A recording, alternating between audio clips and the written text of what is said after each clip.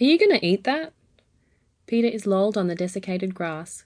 His ears are pink from the late winter sun. You're getting burned, I say. It's just the hair, he laments, patting his bushfire curls. The curse of the ranger. You always look a little bit pink from the reflection or something. Whatever, I'm bloody hungry though. He eyes the other half of my Vegemite sandwich. I squish it to bite-sized and push it into my mouth. You're a pig. You've already eaten 2 sausage rolls, I say it through a mouthful of sandwich. Not getting any of this. You're disgusting, Resey, Peter groans. Ugh, and mean. He turns his face back to the sun. A thump beside me announces Melody's arrival. You're burnt, she says to Peter. What is it with you girls? I'm going to tan and then I'll look just like one of those blokes off Home and Away, and all the footy groupies will be begging for my sweet, sweet love. Melody tuts. Someday soon, Peter, we are going to have a big talk about your obsession with the grade 9 footy groupies. I'm sure there's something Freudian going on there. Make a time to have a chat, okay? Peter shakes his head and closes his eyes again. Melody digs into her backpack and pulls out a foil-wrapped parcel. She passes it over. From Mum. I take it gratefully. Mrs. Kwong is the best cook in town. She reckons you're fading away to a shadow.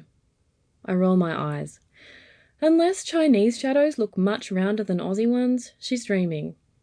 Melody sighs. Mum shows love through food. It's pathological. And yet, you're still a supermodel. I'm not exaggerating. My best friend is greyhound thin, with legs that stretch for miles. Melody Kwong is the girl in the dreams of all the boys in town.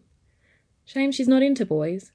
And all the other girls who are into girls are too scared to approach her because she's heaven, and they're worried she'll break their fragile hearts. Melody doesn't care anyway. She doesn't want to fall in love. She thinks there's something deeply psychologically wrong with those who do. She doesn't believe in kindred spirits, and she doesn't believe in monogamy. And yet, she's been my soulmate ever since we first met. Melody and I have been best mates since grade 1. She thumped down beside me on a tree stump where I'd been sitting, alone and terrified. Melody Kwong, she said, holding out her hand. You look depressed, but don't worry, I'm going to be a psychologist when I'm grown up. I can fix you. And she took me home that night to meet her mum, who was dressed like a rock star and dancing in the kitchen to hip-hop while baking cupcakes. Melody introduced me as my new bestie, Resey Jeeves. She has problems, but don't worry, I'm on the case. And her mum said, call me Lexi. And then, you're too skinny, Resey Jeeves. And she gave me my first ever dumpling. I told her that my auntie liked to make oven chips and cornflakes, and that sometimes we had cups of tea and cheesels instead of dinner. When Aunt Kath came to pick me up, Lexi took her by the hand, looked deep into her eyes and said, you, my girl, need to learn how to cook. 10 years on, Auntie Kath is still trying.